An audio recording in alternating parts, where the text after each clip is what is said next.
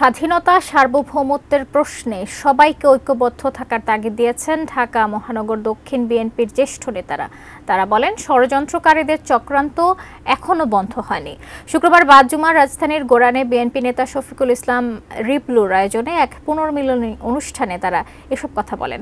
দীর্ঘদিন রাজনৈতিক মামলায় কারান্তরীণ ও স্বদেশে ফেরা নেতাদের নিয়ে এই পুনর্মিলনীর আয়োজন করা হয়। অনুষ্ঠানে বিএনপি নির্বাহী কমিটির সদস্য, ঢাকা মহানগর দক্ষিণ বিএনপির সাবেক ভারপ্রাপ্ত সদস্য সচিব হাবিবুর রশিদ হাবিব বলেন, দেশ ও গণতন্ত্র পুনঃপ্রতিষ্ঠায় সবাইকে ঐক্যবদ্ধ থাকতে হবে। জানান, আগামীর বাংলাদেশ হবে সাম্য, মানবিক ও গণতন্ত্রের। অনুষ্ঠানে ঢাকা মহানগর বিএনপি নেতা ইউনুস মৃধা, কামরুজ্জামান টিপু ও জাকির হোসেন সহ অনেকেই বক্তব্য রাখেন।